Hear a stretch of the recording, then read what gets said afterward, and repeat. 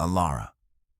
She was tied to a rusted bollard on Pier 42 when her sister walked out of the shadows with a syringe full of clear liquid. The gun was already pointed at her chest, and she realized, in that moment between breaths, that everyone she loved had been lying. 72 hours earlier, the storm had rolled in at dusk, fat raindrops hammering against the Victorian house like something trying to get in. Elara sat in the high-backed leather chair of her home office, the glow of the MacBook Pro reflecting off her glasses in sharp white rectangles. Her fingers moved across the keyboard with mechanical precision, clicking through spreadsheets titled Household Expenses 2023. The leather creaked beneath her as she shifted, reaching for the glass of half-empty red wine beside the external hard drive. One row was highlighted in red. Transfer to BVI-Holdings, $45,000. She clicked. The numbers didn't lie. $45,000. Then another entry the week before. $30,000. The month before that, $60,000. Thunder rifted in the distance, a sound like furniture being dragged across a distant ceiling. The clicking of her mouse seemed impossibly loud in the quiet room. Chew, click, scroll. The numbers stared back at her like an accusation. She opened a browser tab and typed BVI-Holdings into Google. The results loaded instantly. Search results flashed, BVI-Holdings, Shell Company Services. Her hands trembled slightly as she typed, rain drumming against the window pane with increasing violence. The search results bloomed across the screen.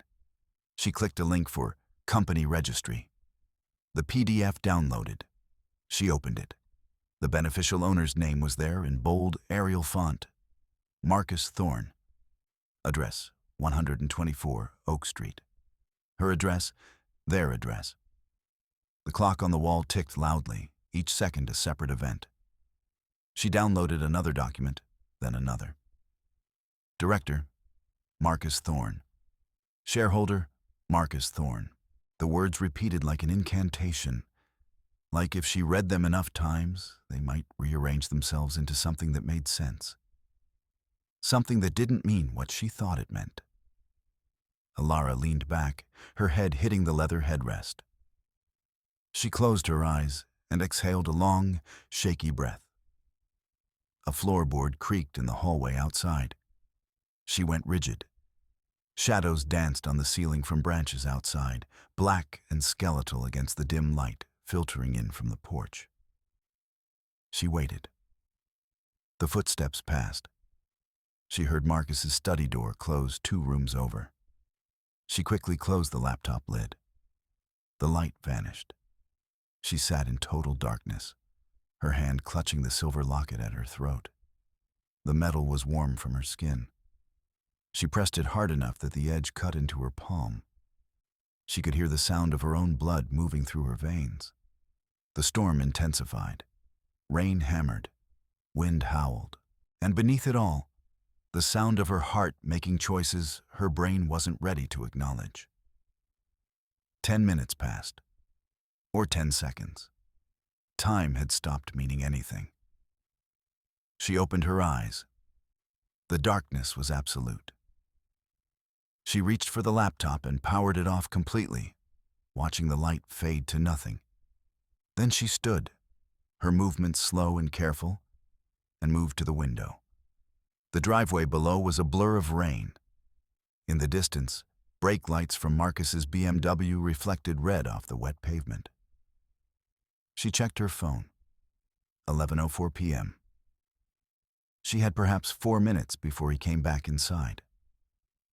She grabbed her laptop and closed it into a manila folder, added the external hard drive, found a single piece of paper that had printed out somehow, the BVI registry page with Marcus's name bold and merciless.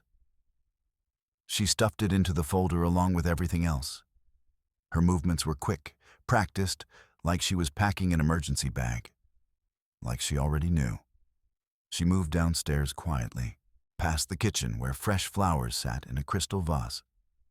Past the photographs on the walls, their wedding, a vacation in Santorini, Marcus's arm around her waist. She kept her eyes forward. The front door was within reach. She turned the knob. The door swung inward.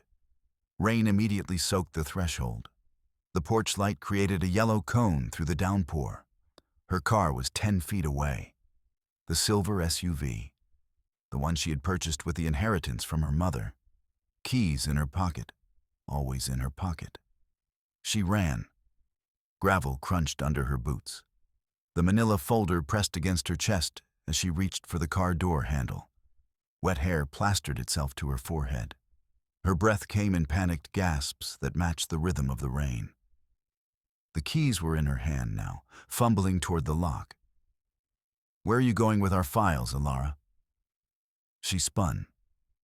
Marcus stood in the porch light, his blazer wet and gleaming.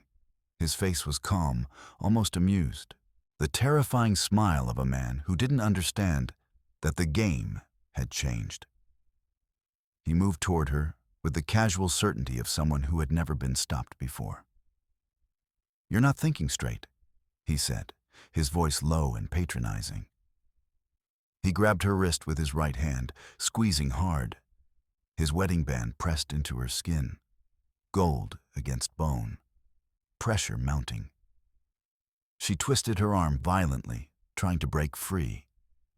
Marcus shoved her back against the wet car door. The impact knocked the wind from her lungs.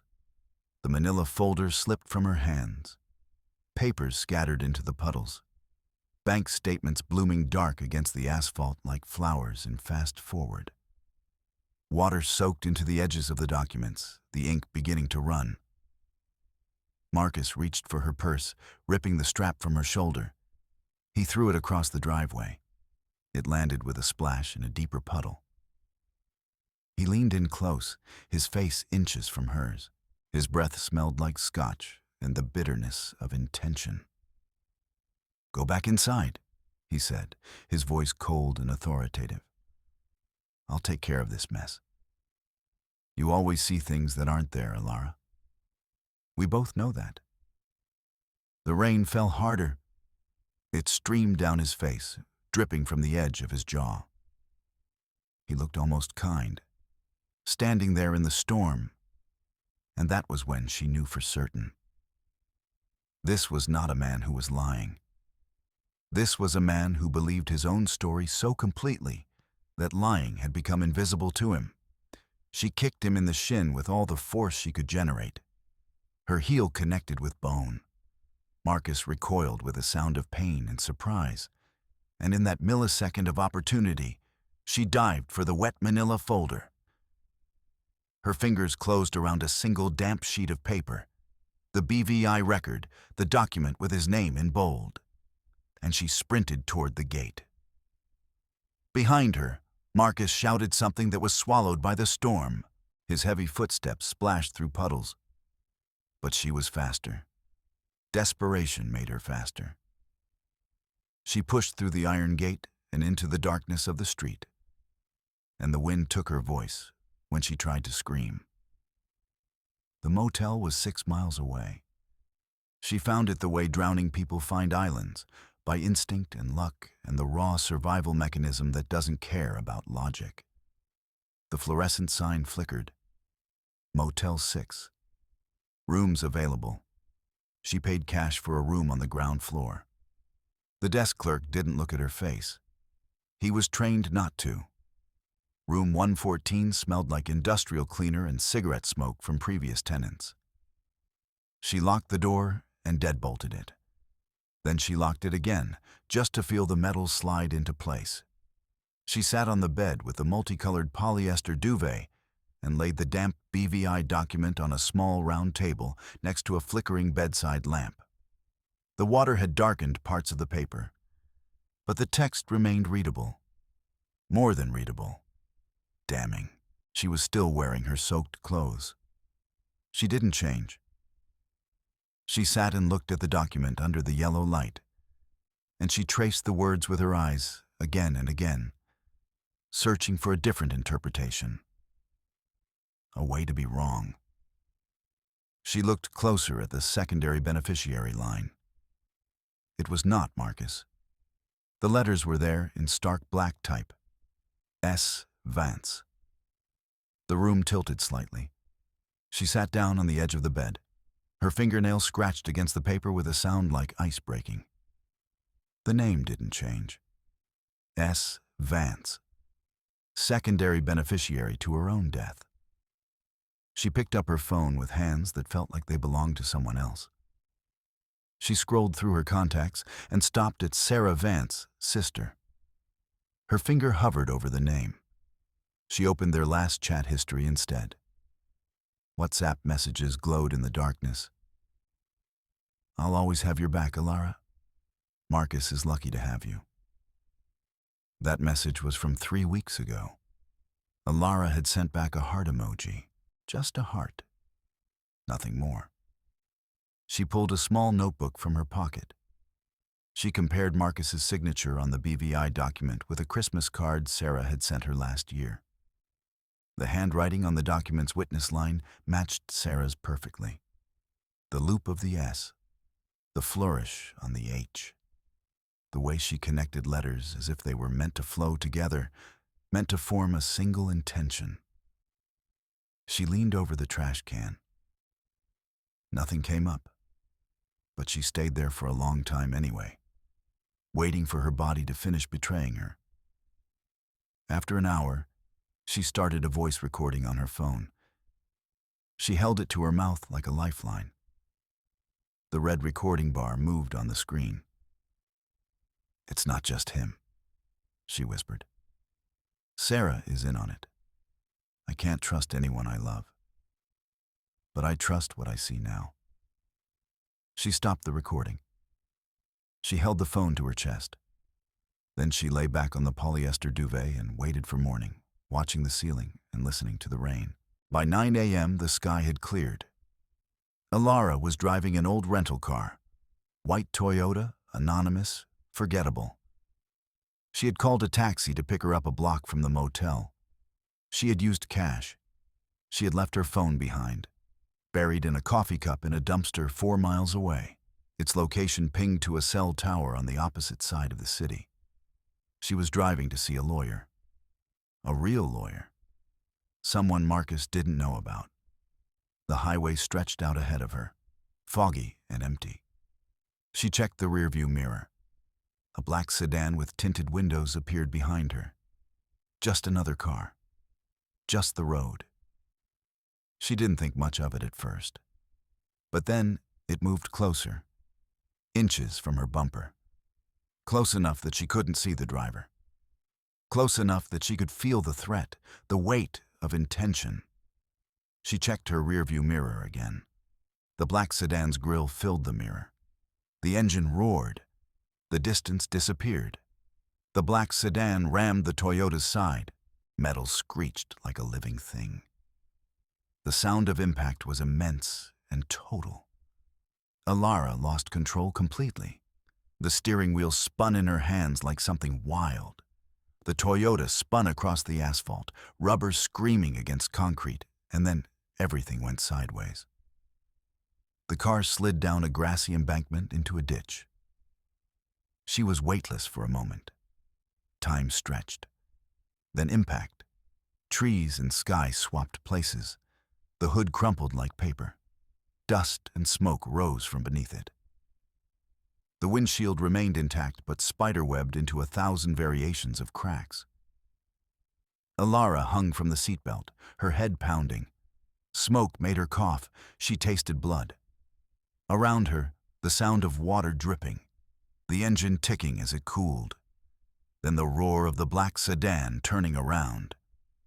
A man in a leather jacket jumped from the black sedan and ran down the embankment. He carried a crowbar. His movements were efficient, practiced. This was not improvisation. This was a plan being executed.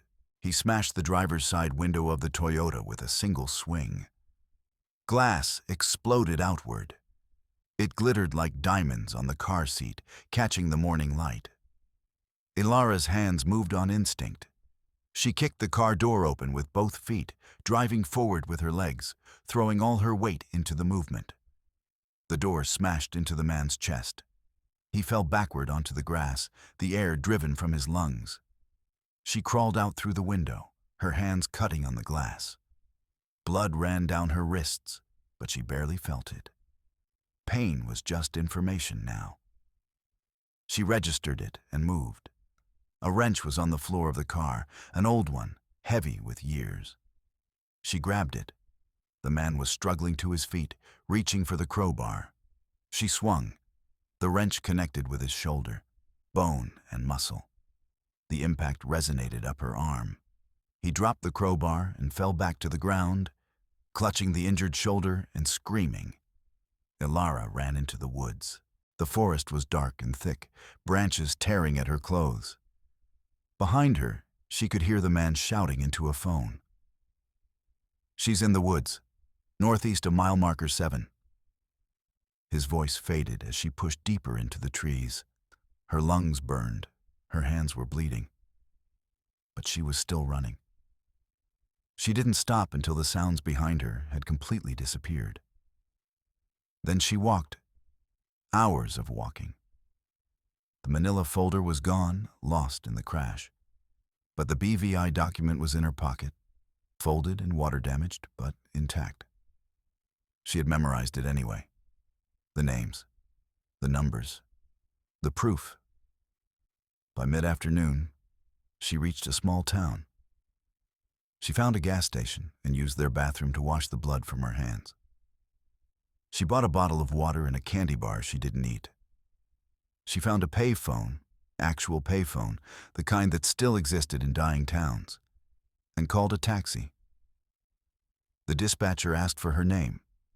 She said Jane Smith and waited on the curb. The taxi driver asked where she was going. She gave him an address downtown near the police station, but she got out 2 blocks before it. She walked the rest of the way, moving slowly, trying to look normal, trying to be invisible. The police station lobby was bright and sterile. She approached the high wooden desk. Her clothes were torn and stained with mud. She placed her ID on the counter with hands that were shaking again. "I need to report a crime," she said. The sergeant typed her name into the computer. She watched his expression change, bored to alert in a single moment. His hand moved toward his radio, but he stopped. He turned the monitor slightly toward her. "Ma'am, you look like you've had quite an ordeal." She didn't answer. She was looking at the screen. Alert, Elara Thorne, Bolo, mental health welfare check below that. An uploaded video was playing. It was her, in her own kitchen, screaming and throwing plates. But she had never been in that kitchen at that time. She had been asleep at the motel. She didn't remember this. She couldn't remember it. The sergeant turned the monitor more. Elara saw the date on the video. Yesterday. She had been running for her life yesterday. She had been in a motel room, soaked and terrified. This video was a lie. A perfect, professional lie. She looked closer at the date on the video. Yesterday. She watched her own face on screen, a face that looked like her but wasn't quite.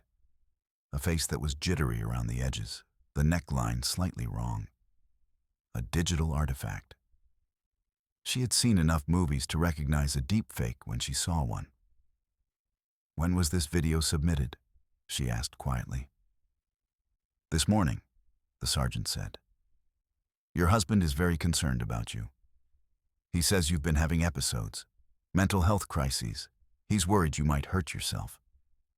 2 officers walked toward her from the back room.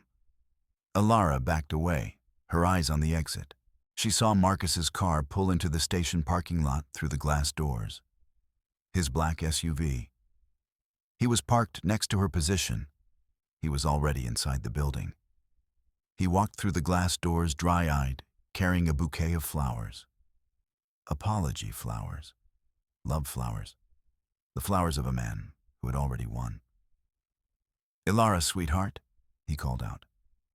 His voice was warm, concerned, the voice of a devoted husband. Thank God you're safe. I've been so worried. She backed away from the desk.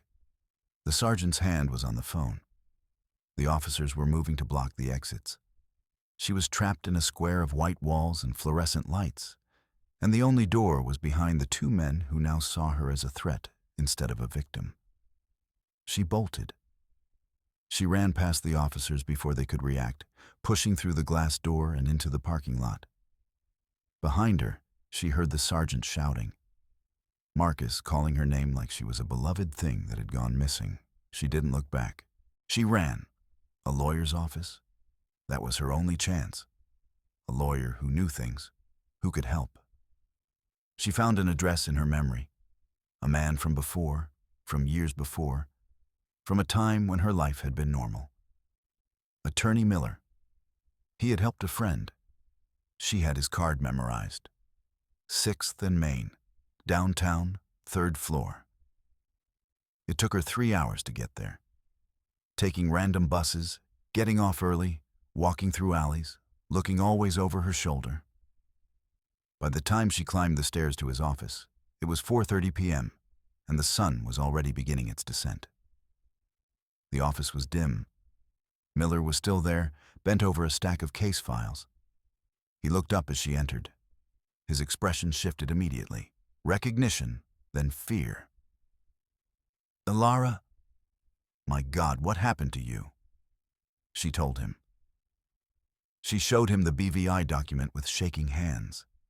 She explained about Sarah, about the offshore account, about the video, about the men who tried to run her off the road. Miller's face grew paler with each revelation. When she finished, he moved to his filing cabinet without speaking. He pulled out a manila folder. Inside was a document, a life insurance policy. The name on top was hers, Elara Margaret Thorne. Total payout, $5 million. Beneficiary, Marcus Thorne. "How did you—" she started. "I did some digging," Miller said quietly. "When you called me 3 weeks ago asking about account transfers, I got curious. I have a colleague in forensic accounting. This policy was created 2 years ago. But the medical exam, the one needed to finalize it, was never properly completed. That's the only thing that's kept this from being settled already."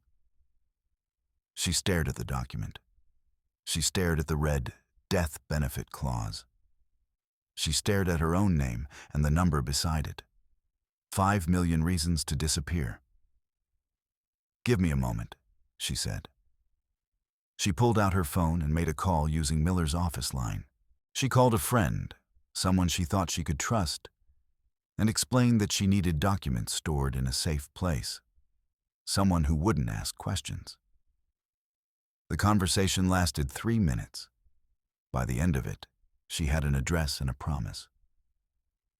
"There's more," Miller said. He handed her a burner phone and a small USB stick. "This is everything I could find on the BVI account. It's deeper than money. It's not just theft, Elara. It's calculated. It's cold. It's the kind of thing that requires—" The alarm chirped.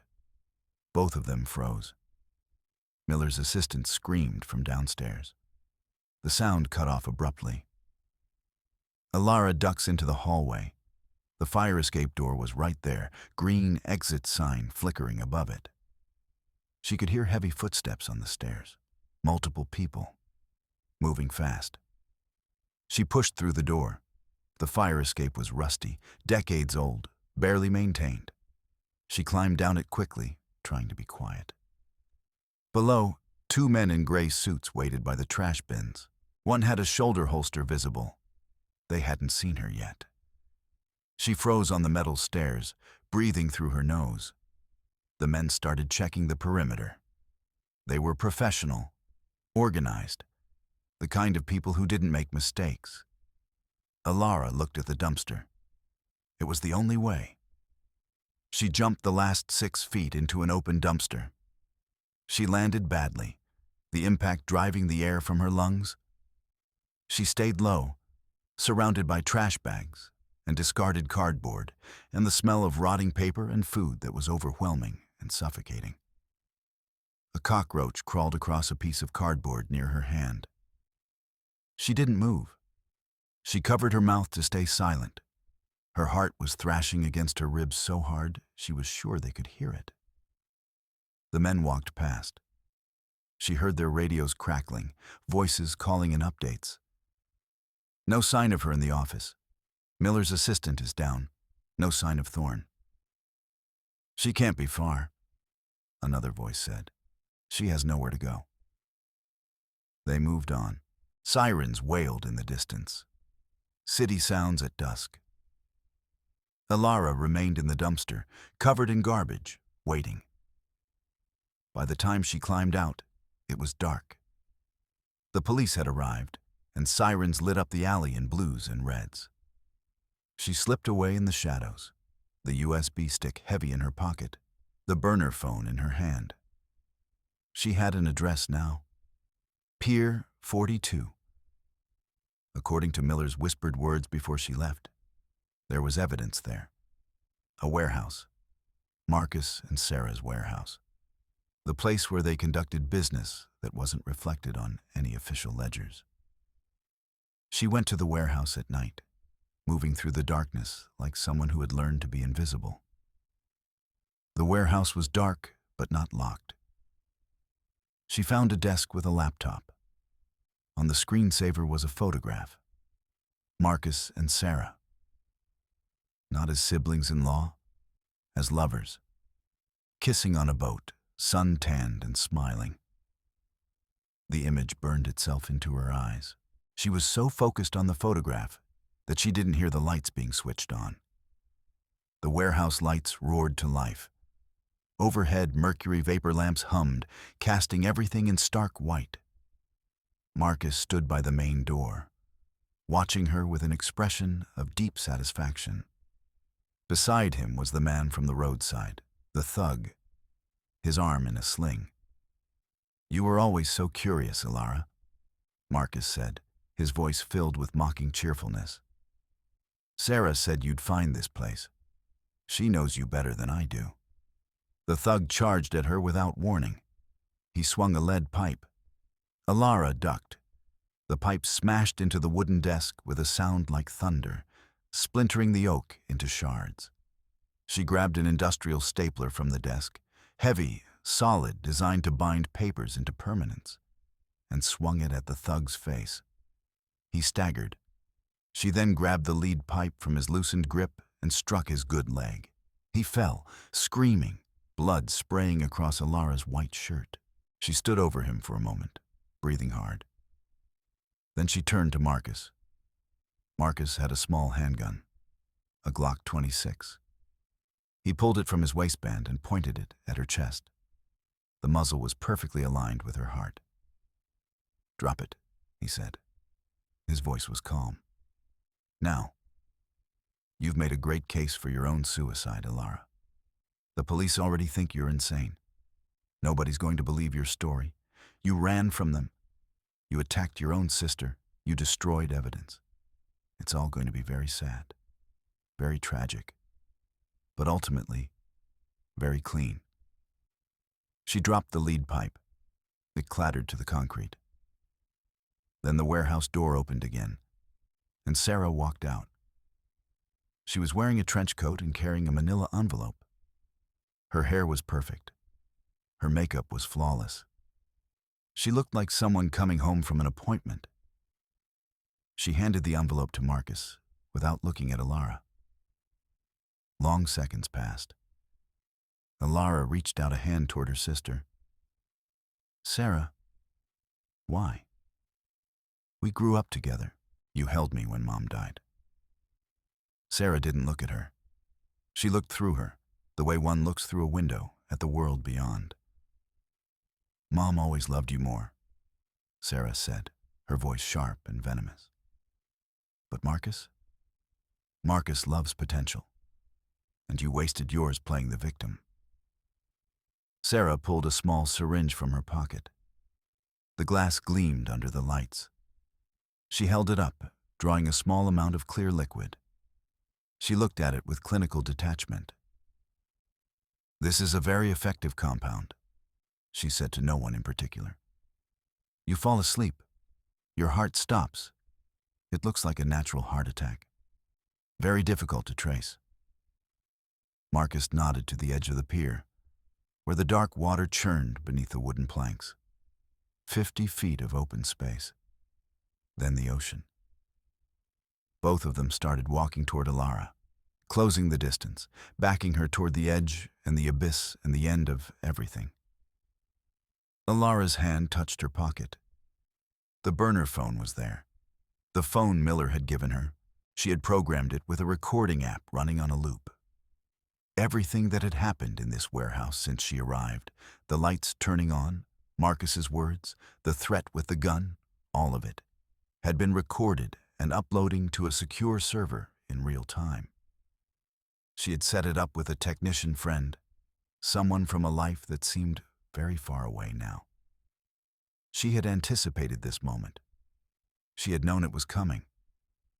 But the phone was in her pocket.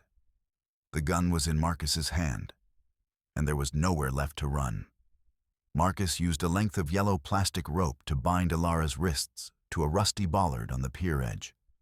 He pulled it tight, the fibers biting into her skin, turning it white. She could feel the blood trying to escape her hands, backed up behind the barrier of rope and desperation. Sarah stepped forward with the syringe. She swabbed Elara's arm with an alcohol pad. The smell was clinical and sharp. She was precise in her movements, like she had done this before, like this was just another procedure in a long line of procedures. Elara's left hand was resting on the bollard. Her fingers were against a loose piece of metal at its base, jagged, sharp enough to cut. She could feel the edge pressing against her skin. She moved her hand slightly, testing the sharpness. It would cut.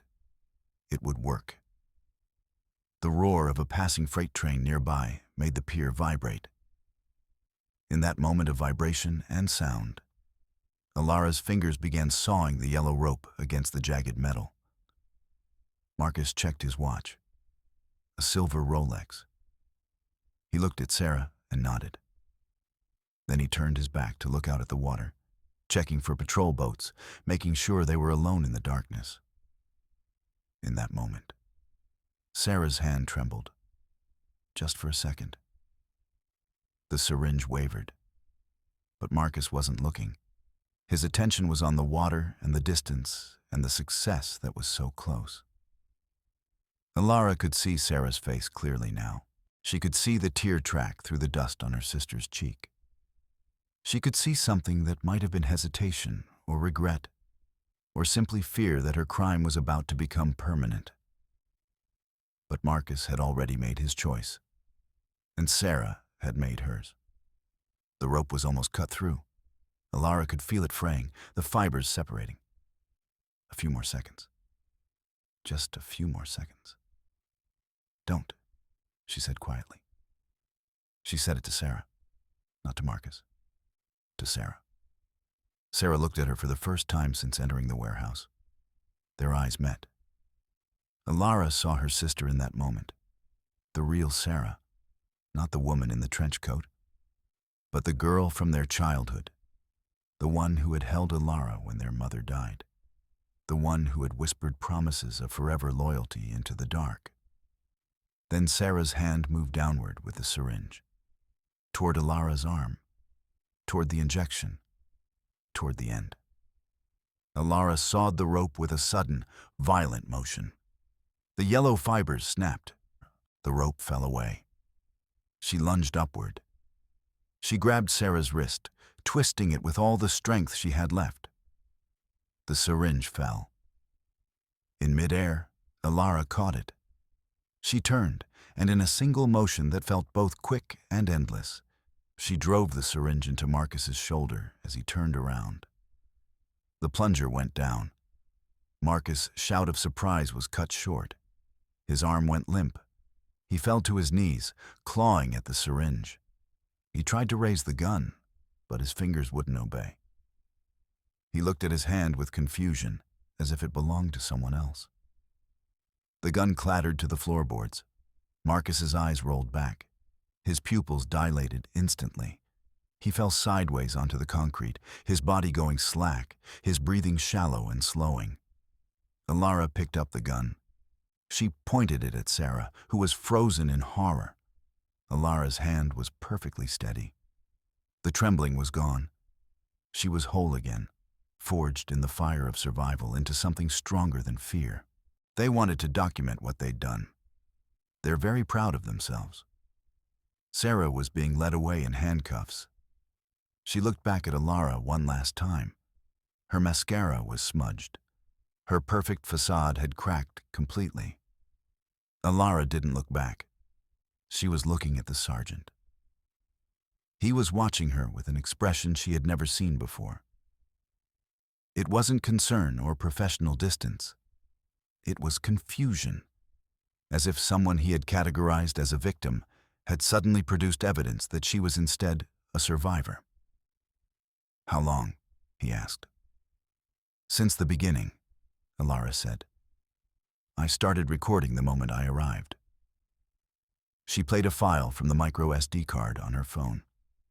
It was the audio of Marcus and Sarah talking in the warehouse. They hadn't known she was recording. They had thought she was unconscious from the syringe, waiting for death. Instead, she had documented their own words, their confessions. Audio. "I'll enjoy watching the spark leave her eyes for 5 million, Marcus said. Audio. "She always was too trusting," Sarah replied. The sergeant's jaw dropped. Around them, officers were processing the scene. The thug was being handcuffed, his leg bleeding. Marcus remained unconscious, his body slumped on the concrete, the compound Sarah had intended for Elara now coursing through his veins. The poetic justice of it was so complete, it felt almost staged. Elara walked past the sergeant, out toward the ambulances.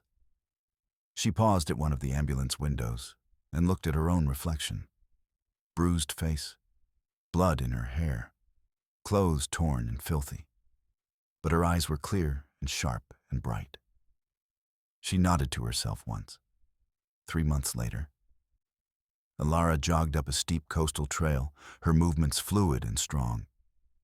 She was wearing high-performance gear, Nike running shoes, moisture-wicking fabric, a smartwatch tracking her heart rate. The sun was rising over the Pacific, golden hour light hitting the cliffs with colors that had no names. Her breathing was rhythmic, controlled. She had learned to make her body obey her will completely. She stopped at the top of the cliff. The view was enormous. Miles of ocean, the sky blushing pink and orange, the world stretched out before her like an invitation. She pulled out her phone and opened her email. A message from her lawyer. Subject: case closed. Thorne and Vance sentenced to life. Assets frozen and transferred to you per restitution order. Account accessible immediately. She read the message once. Then she swiped it away. She took the silver locket from her neck, the one she had worn for so long, the one that had held her sister's handwriting, the one that had held her secrets. It was empty now. She held it up to the light. The metal glinted. Then she drew it back and threw it over the cliff edge into the Pacific Ocean. It fell through the air in a long arc, catching the sunlight, spinning as it descended. When it hit the water far below, there was a faint sound, a distant plink. Then it was gone. A man walked up the trail toward her. He asked for the time, making conversation the way strangers do. Elara checked her digital watch. "It's exactly 6 a.m., she said. "You're running late. I'm right on time." She didn't wait for a response. She resumed her jog, accelerating into a steady pace, her feet finding the rhythm on the gravel trail. Behind her, the man stood watching her disappear toward the rising sun. By the time she reached her apartment, the sun was fully risen. The city was awake below her. Cars moved, people walked. Life continued in its appointed ways. She sat at her new desk. The apartment was sparse, minimal, chosen for the view rather than the comfort. Everything she owned could be packed into a suitcase within an hour. That was intentional. That was a choice. She opened a drawer and found a handwritten note. She had written it herself the night before, when she couldn't sleep. It was written on expensive stationery in her own fountain pen. The handwriting was careful, deliberate. It read, "The only voice I need to trust is the one that told me to look in that drawer." The word trust was underlined twice, bold black ink against white paper. She picked up